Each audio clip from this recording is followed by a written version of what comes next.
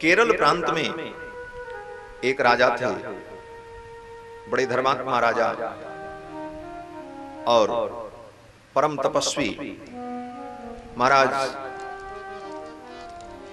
उनके एक संतान थी। संतान का नाम चंद्रहास, और श्री चंद्रहास जी महाराज भगवान के परम भक्त। 5 वर्ष की अवस्था में ही चंद्रहास जी के माता पिता की मृत्यु हो गई और परिवार के लोग इधर उधर हो गए और श्री चंद्रहास जी महाराज को उनकी धाय मां ने पाला। धाय मां ने पाला। विपत्ति देख करके धाय चंद्रहास जी को लेकर के एक दूसरे राज्य में चली आई और दूसरे राज्य में आकर के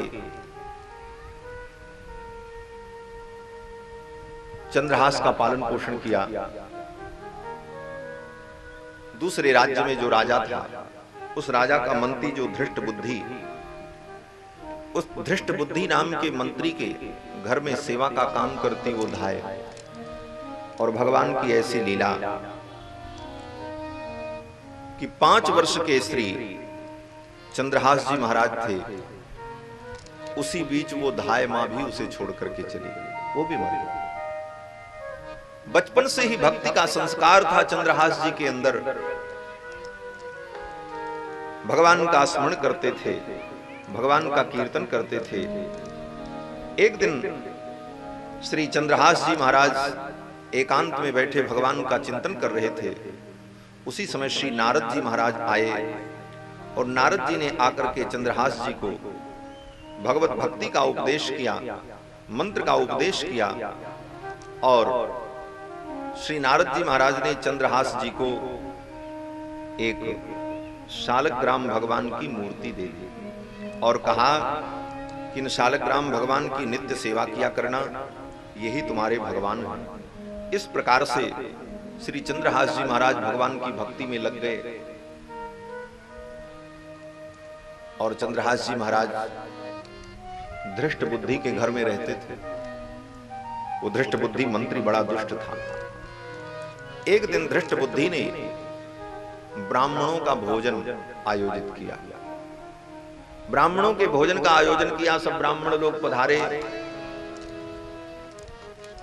और ब्राह्मण जब भोजन कर रहे थे तो उस धृष्ट बुद्धि मंत्री ने उन ब्राह्मणों से पूछा कि मेरी बेटी जिसका नाम विषया है, इस कन्या को कैसा पति मिलेगा?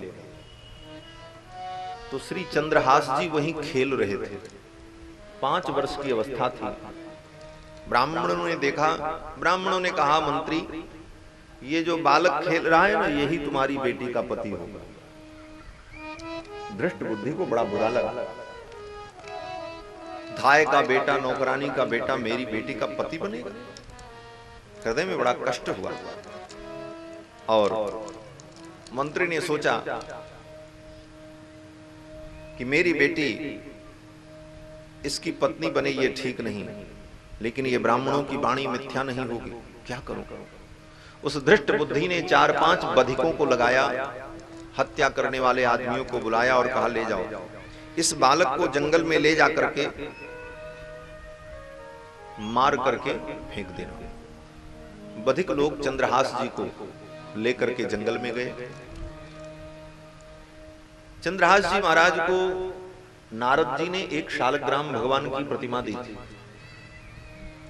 शालग्राम की प्रतिमा आपने देखी होगी, मंदिरों में भगवान शालग्राम की पूजा होती है, काली काली बटिया होती है। तो चंद्रहास जी महाराज शालग्राम भगवान को धो लेते, धोने मतलब स्नान करा देते और वही चरणामृत पी लें, और फिर कुछ भी खाने के लिए मिले तो भगवान को दिखा करके भोग लगा लें और फिर प्रसाद पा लें। और प्रसाद पाने के बाद शालग्राम भगवान को रखते कहां थे?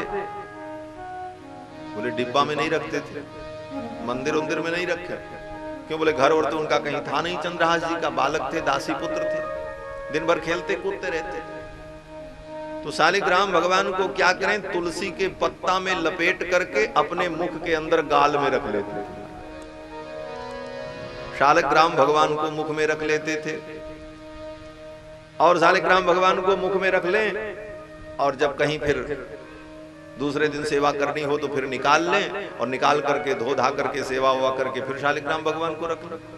शालिग्राम भगवान तो नित्य भगवान है, वो कभी अपवित्र होते नहीं, वो तो परम पवित्र हैं। तो ऐसी सेवा भगवान की। बधिक लोग जंगल में लेकर के गए और कहा कि तुम्हें मार दिया जाएगा।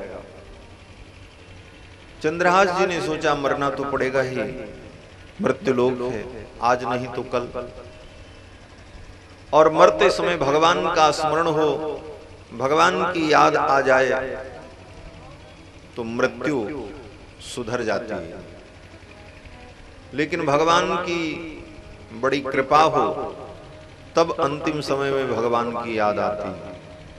नहीं तो अंतिम समय में महाराज मोह व्यक्ति को ऐसा ग्रस लेता है कि बस नाती पोते लड़के बच्चे इन्हीं का स्मरण होता है और मरने के बाद व्यक्ति फिर उन्हीं के घर में किसी न किसी रूप में पैदा होता है। चंद्रहास जी ने सोचा भगवान का स्मरण हो, भगवान की सेवा कर लें और तब मेरी मृत्यु हो। और चंद्रहास जी ने उन बधिक के सामने, उन हत्यारों के सामने बैठ गए और अपने शालिग्राम भगवान को मुख से निकाला और निकालने के बाद उनकी सेवा की महाराज, स्नान कराया। जो कंदमूल फल इत्यादि मिला वो भगवान को भोग लगाया और भोग लगाने के बाद भगवान का ध्यान किया और ध्यान करने के बाद शालिग्राम भगवान को फिर अपने मुख में रख लिया। और चंद्रहास जी ने कहा अब आप लोग मुझे मार डालो। वे बधिक चंद्रहास जी की इस भक्ति को देखकर इतने प्रभावित हुए, उनका भी मन बदल गया। देखो, संतों का, भगवान के भक्तों का दर्शन जो है यह भी व्यक्ति के पाप को नष्ट करने वाला है। गोस्वामी तुलसीदास जी महाराज कहते हैं संत दरस जिमि पातक डरई। संतों के दर्शन से, भगवान के भक्तों के दर्शन से व्यक्ति के पाप नष्ट हो जाता है, सद्बुद्धि आ जाती है, सद्विचार उत्पन्न हो जाता है। चंद्रहास जी की इस भक्ति को देखकर, चंद्रहास जी को देखकर उन बधिकों का मन बदल गया और बधिकों ने सोचा हाय हाय, हम इतने अभागे हैं कि ऐसे बालक की हत्या करने के लिए आए हैं, इस बालक की हत्या करना ठीक नहीं। दूसरे ने कहा राजा को, मंत्री को जवाब क्या देंगे। तब तक एक बधिक की दृष्टि चंद्रहास जी के चरण पर गई और चंद्रहास जी महाराज के बाएं पैर में 6 उंगलियां थी। कभी कभी होता है ना, किसी किसी को एक उंगली ज्यादा ही होती। चंद्रहास जी के बाएं पैर में 6 उंगली थी। एक बधिक ने कहा इसकी ये 6वीं उंगली काट लो और यही ले चल करके राजा को दिखा देंगे कि हम लोगों ने उसको मार दिया और इसे छोड़ दो। श्री प्रियादास जी महाराज टीका में लिखते हैं, होती 6ठी आंगुरी सो काटी लई दूसन हो, भूषण ही भयो जाई कहीं साठ चीनी है। होती 6ठी आंगुरी सो काटी लई दूसन हो, भूषण ही भयो जाई कहीं साख चीनी है। पूरी 6ठी आंगुली सो, 6वीं अंगुली जो थी उसी को काट लिया और काट करके ला करके धृष्ट बुद्धि को दिखा दिया, हमने मार दिया उसे। उंगली को देख करके धृष्ट बुद्धि ने पहचान लिया, हाँ ये तो उसी की उंगली है। धृष्ट बुद्धि ने सोचा कि चंद्रहास तो मर गया, लेकिन चंद्रहास जी तो बच गए।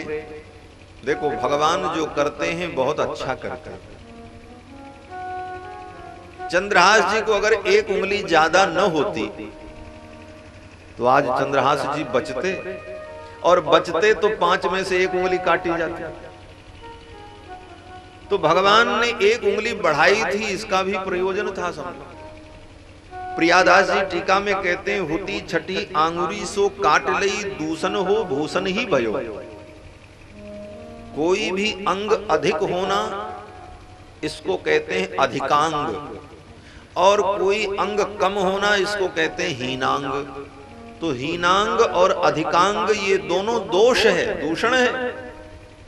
लेकिन ये भगवान ने ऐसा किया, इसलिए ये दूषण भी आज भूषण बन गया और चंद्रहास जी के प्राण की रक्षा का कारण बन गया।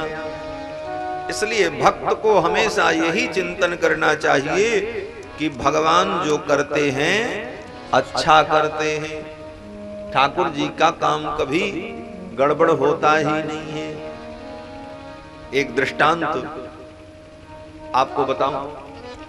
एक राजा था, उस राजा के जो मंत्री थे वो भगवान के परम भक्त, और वो कोई भी बात हो तो यही कहते थे, भगवान जो करते हैं अच्छा करते हैं।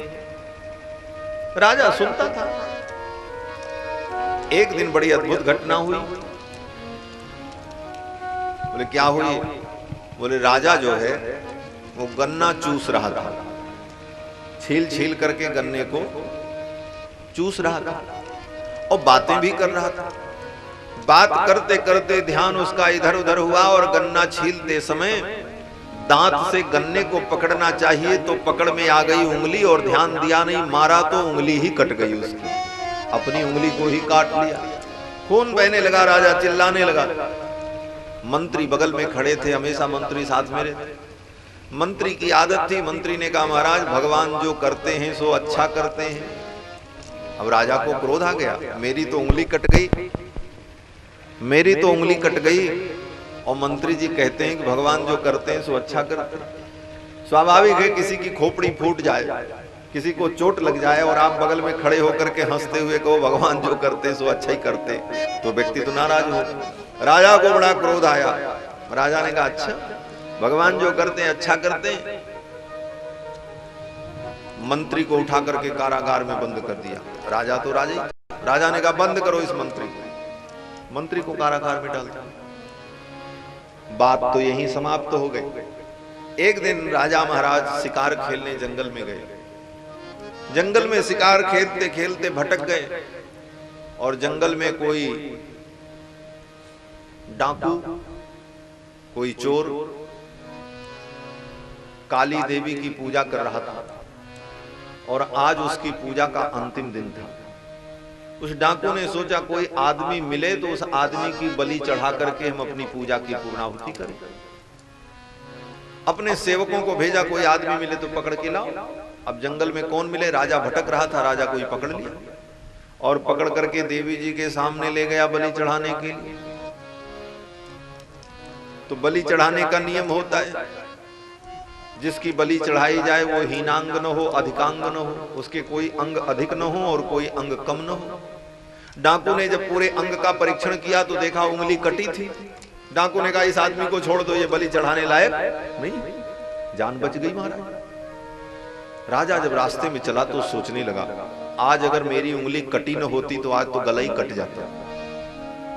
ये डाकू मुझे देवी जी के सामने बलि चढ़ा देता। उंगली कटी थी इसलिए हम बच गए। मंत्री जी ठीक कहते थे, भगवान जो करते हैं सो अच्छा करते हैं। राजा को बात समझ में। राजा आया, आते ही राजा ने तुरंत मंत्री को कारागार से मुक्त किया और मंत्री से कहा महाराज मुझसे बहुत बड़ी गलती हो गई, मैं समझ नहीं सका। आपने ठीक कहा था भगवान जो करते हैं अच्छा करते हैं। अगर मेरी उंगली न कटी होती तो आज मेरा गला कट जाता। मंत्री ने कहा चलो ठीक है, देर आए दुरुस्त आए, बात तो समझ में आ गई। लेकिन राजा तो राजा ही था, राजा तो बुद्धिमान था, जिज्ञासु। राजा ने कहा मंत्री जी एक बात बताओ, मेरी उंगली कट गई, भगवान जो करते हैं अच्छा करते, मेरा प्राण बच गया, लेकिन मेरी बुद्धि में ये विकार आया और मैंने तुमको कारागार में बंद कर दिया, तुमको मैंने जेल में डाल दिया और इतने दिन तक जेल में तुम पड़े रहे, दुख का अनुभव किया, तो ये भी तो भगवान ने ही किया। भगवान जो करते हैं अच्छा करते हैं, तो इसको हम अच्छा कैसे माने? ये किस प्रकार से अच्छा है? तो मंत्री ने कहा राजा अगर आप मुझे जेल में न बंद करते तो मैं शिकार खेलने जाता तो तुम्हारे साथ जाता, तुम भी जाते मैं भी जाता, तुम तो बच जाते, मेरा गला तो कट ही जाता। तो हम ना, हमारे साथ जो हुआ यह भी अच्छा हुआ, और जो तुम्हारे साथ हुआ वो भी अच्छा हुआ। इसलिए भगवान जो करते हैं अच्छा ही करते हैं।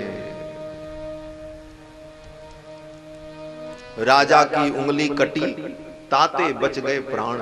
अगर उंगली न कटी होती तो प्राण न बचता, गला कट जाता। और मंत्री जी जेल में थे इसलिए उनके प्राण बच गए।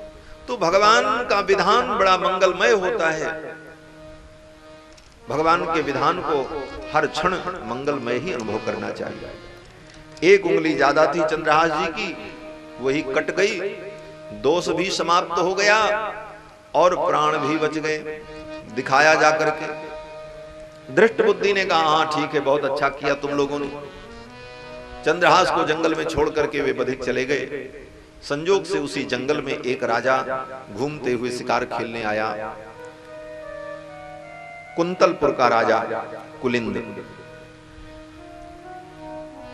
चंदनावती नाम की नगरी का राजा आया कुलिंद। वो राजा छोटे नगर का राजा था और प्रतिवर्ष कुंतलपुर के राजा को कर देता था। उस राजा के कोई संतान नहीं थी।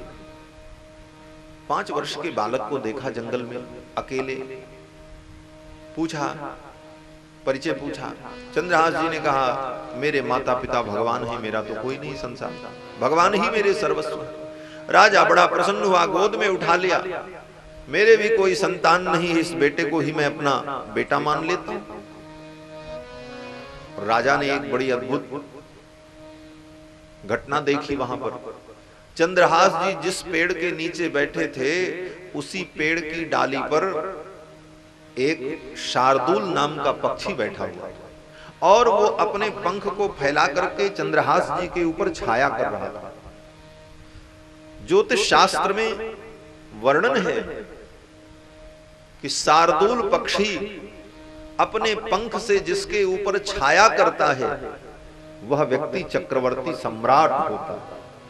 शार्दूल पक्षी के पंख की छाया जिसके मस्तक पर पड़ जाए वही व्यक्ति चक्रवर्ती सम्राट होता है।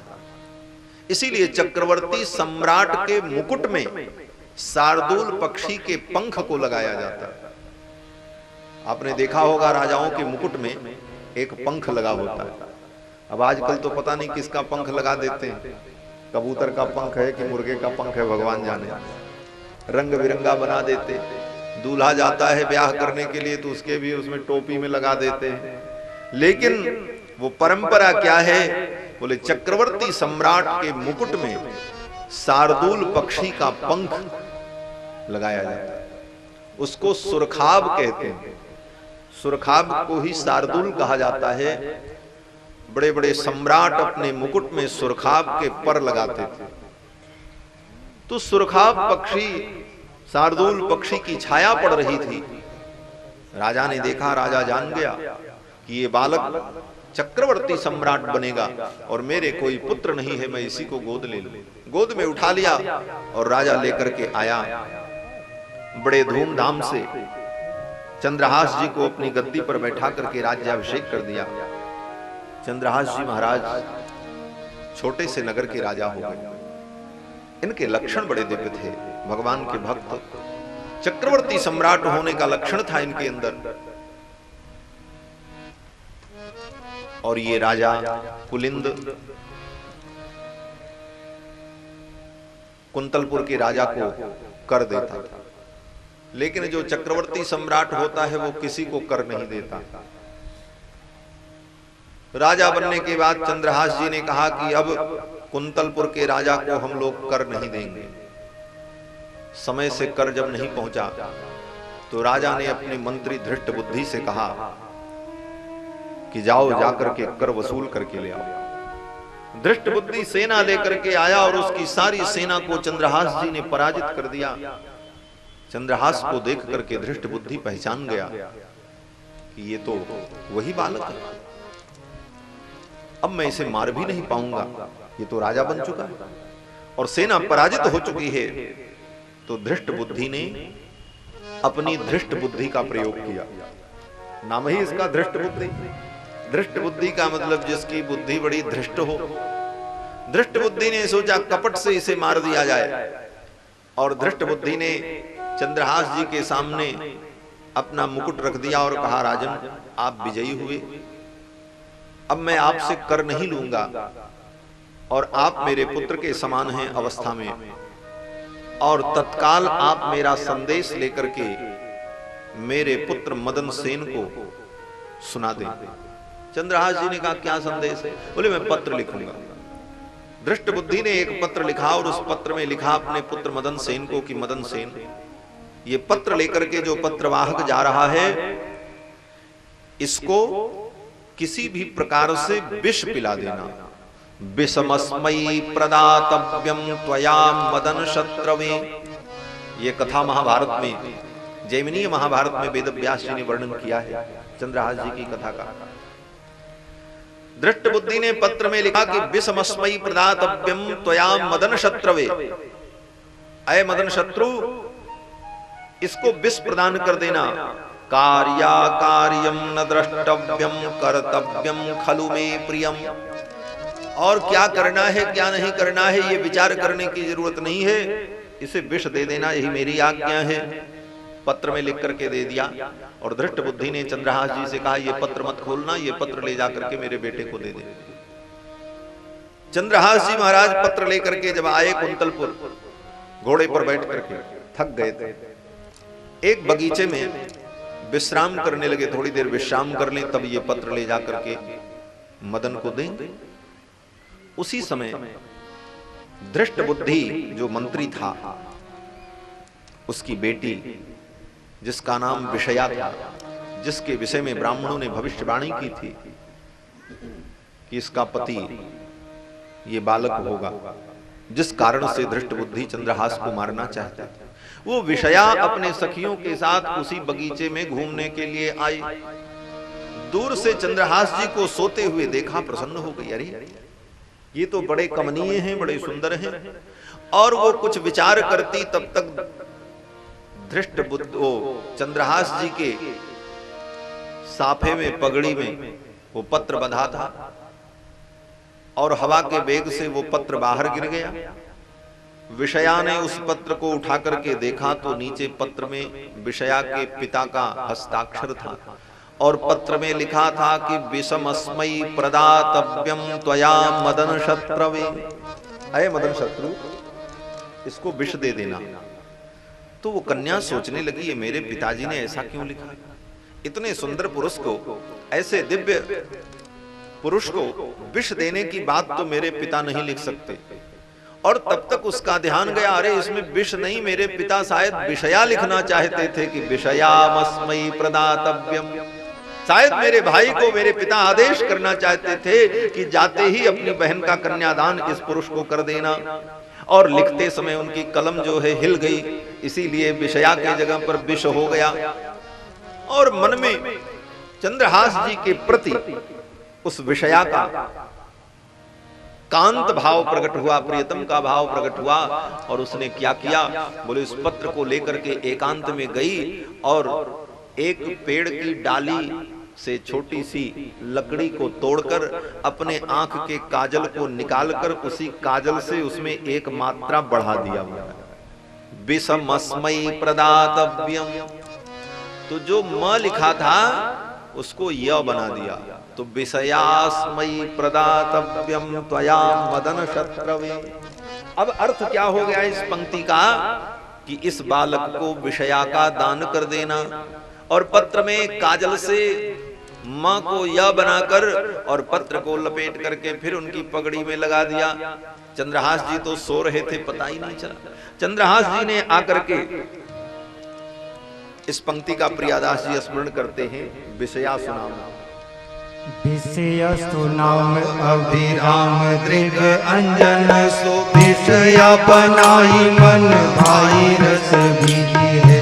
विषया सुनाम अभिराम दृग अंजन सो। विषया बनाई मन भाई रस बीजी।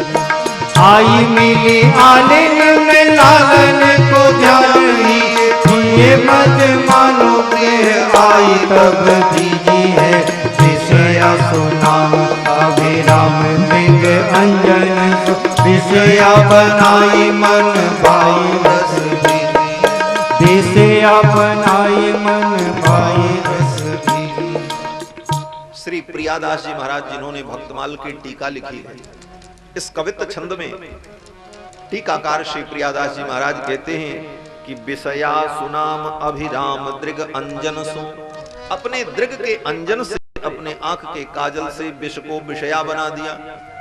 और पत्र जब मदन सेन को मिला तो मदन सेन बड़ा प्रसन्न हुआ और मदन सेन ने तुरंत योजना बनाई। मंत्री का बेटा था, किसी वस्तु की कमी नहीं, तुरंत सारी व्यवस्था हुई और चंद्रहास जी को अपनी बहन विषया का दान कर दिया, विवाह कर दिया। तब तक धृष्ट बुद्धि लौट करके आया तो धृष्ट बुद्धि ने देखा, अरे ये तो बड़ा अनर्थ हो गया, मैंने कहा था इसे विष देने के लिए और मेरे बेटे ने कन्यादान कर दिया, विषया का दान कर दिया। धृष्ट बुद्धि ने सोचा ऐसे दासी पुत्र के साथ मेरी बेटी रहे ये ठीक नहीं, मैं इसे मार डालूंगा। सलाह देने वाले लोगों ने कहा अब तो बेटी का ब्याह हो गया, तुम्हारी बेटी विधवा हो जाएगी। चंद्रहास मर जाएगा तो बेटी विधवा हो जाएगी। धृष्ट बुद्धि ने कहा मेरी बेटी विधवा हो जाए ये मुझे स्वीकार्य है, लेकिन मैं चंद्रहास के साथ अपनी बेटी को नहीं रहने दूंगा। प्रियादास जी कहते हैं बाँच आँच लागी मैं तो बड़ोई अभागी है, बाँची आँच लागी मैं तो बड़ोई अभागी है, मैं मारो मती पागी बेटी राण हूँ सुहाई है। बाँची आँच लागी मैं तो बड़ोई अभागी है, मारो मती पागी बेटी राण हूँ सुहाई है। बोली नीच जाति बात कही तुम जाओ मठ, आवे यहाँ को मारी डारो मोहि भाई। बोली नीच जाति बात कही तुम जाओ मठ, आवे यहाँ को यारी डारो मोहि भाई। चंद्रहास जूसो भासो देवी पूजी आयो आज, मेरी कुल पूज सदा रीति चली आई है। चंद्रहास जूसो भासो देवी पूजे आयो आज, मेरी कुल पूज सदा रीति चली आई। धृष्ट बुद्धि ने कहा मेरी बेटी विधवा हो जाए ये मुझे स्वीकार है, लेकिन चंद्रहास को मैं जीवित नहीं देख सकता। और फिर इस धृष्ट बुद्धि ने अपनी धृष्ट बुद्धि का उपयोग किया और धृष्ट बुद्धि ने चंद्रहास जी से कहा बहुत अच्छा हुआ, तुम मेरे जामाता बन गए, मेरे दामाद बन गए, एक रीति का पालन करो। बोले क्या रीति है? धृष्ट बुद्धि ने कहा मेरे नगर के बाहर एक मंदिर है, देवी का मंदिर, और परंपरा है कि जब ब्याह होता है तो ब्याह के बाद दुल्हा अकेले जाता है और जाकर के देवी का पूजन करता है। इस परंपरा का निर्वाह करो तुम भी। और धृष्ट बुद्धि ने हत्या करने वाले पुरुषों को मंदिर में बैठा दिया और कहा कि जब चंद्रहास वहां पूजा करने जाए तो वहीं इसकी हत्या कर देना। चंद्रहास जी महाराज परंपरा का निर्वाह करने के लिए, देवी का पूजन करने के लिए मंदिर की ओर चले, लेकिन भगवान की बड़ी अद्भुत कृपा, भगवान तो हर क्षण अपने भक्तों की रक्षा करते हैं। चंद्रहास जी मंदिर में पूजा करने जाते और उसके पहले इधर जो नगर का राजा था, कुंतलपुर का राजा, जिसका मंत्री धृष्ट बुद्धि था, राजा के भी कोई संतान नहीं थी, राजा की एक बेटी थी। राजा ने सोचा मैं भी अपनी बेटी का विवाह चंद्रहास के साथ कर दूं और अपने दामाद को ही अपना राज्य दे दूं, इससे सुंदर सौभाग्य और क्या होगा। और जीवन का कोई ठिकाना नहीं, जीवन कब समाप्त हो जाए, इसलिए तुरंत राजा ने निर्णय लिया और राजा ने मंत्री के पुत्र मदन सेन से कहा कि चंद्रहास को बुलाओ, आज ही मैं उसे अपने इस राज्य का राजा बनाऊंगा और कन्यादान करूंगा। ये समाचार सुनकर के मदन सेन बड़ा प्रसन्न हुआ। विषया का भाई मदन सेन बहुत प्रसन्न हुआ कि मेरे जीजा जी इस नगर के भी राजा बन जाएंगे, तब तो हमारा परम सौभाग्य होगा। दौड़ता हुआ मदन सेन आया और मदन सेन ने रास्ते में ही रोक लिया। बोले मंदिर मत जाओ, चलो महाराज बुला रहे हैं। बोले मंदिर में पूजा करने की विधि है, मुझे जाना चाहिए। मदन सेन ने कहा यहीं से भाव से देवी को प्रणाम कर लो, देवी प्रसन्न हो जाएंगी और आपके बदले में मैं जाकर के वहां पूजन कर देता हूं, आप तो महाराज के पास जाओ। बीच रास्ते से ही चंद्रहास जी को भेज दिया, चलो ही करण पूजा।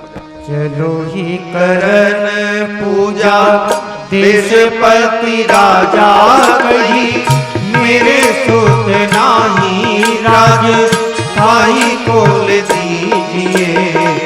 चलो ही करण पूजा देशपति राजा कही, मेरे सुत नाही राज भाई को ले दीजिए। सचिव सुवन सोचो कहो तुम लावो जावो, पावो नहीं फेरी समय अब काम कीजिए।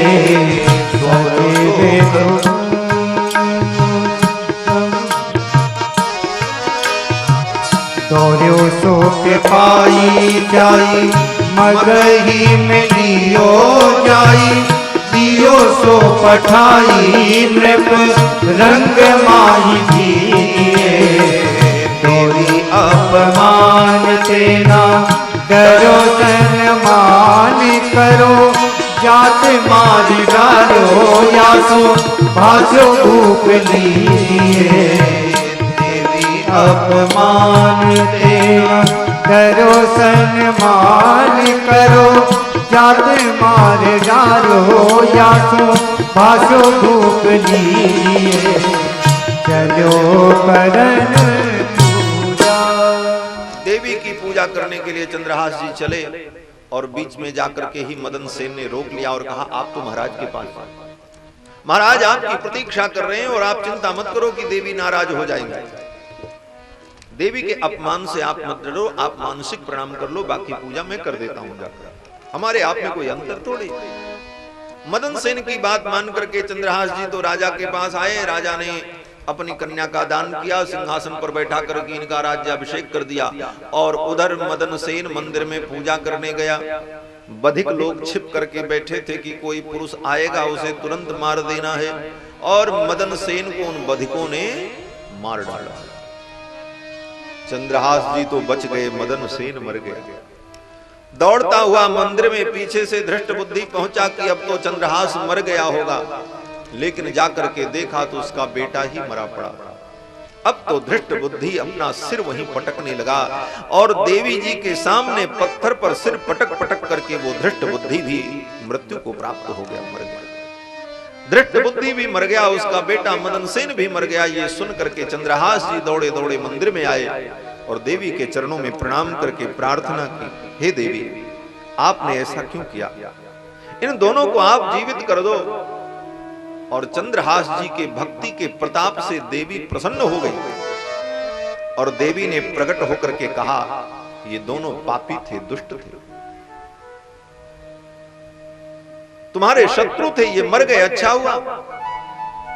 चंद्रहास जी ने कहा नहीं, ये मेरे ससुर जी हैं और ससुर तो पिता के तुल्य होता है, और ये मेरे साले हैं, यह भी परम प्रिय है, इसलिए इसको भी आप जीवित कर दो। चंद्रहास जी के कहने पर भगवती दुर्गा ने धृष्ट बुद्धि को और मदन सेन को पुनः जीवित कर दिया। और धृष्ट बुद्धि जब जीवित हो गए तो अब इनकी बुद्धि निर्मल हो गई। जो चंद्रहास जी के प्रति दुर्भाव था वो भाव समाप्त हो गया और प्रसन्नता पूर्वक उठ करके धृष्ट बुद्धि ने चंद्रहास जी को हृदय से लगाया और परम प्रसन्नता का अनुभव किया है। और फिर श्री चंद्रहास जी महाराज कुंतलपुर के राजा हो गए और धीरे धीरे इन्होंने अपने राज्य का विस्तार किया और श्री चंद्रहास जी महाराज चक्रवर्ती सम्राट हुए। भगवान के परम भक्त श्री चंद्रहास जी महाराज ने अपने भक्ति के प्रताप से पूरे राज्य को और राज्य की सारी प्रजा को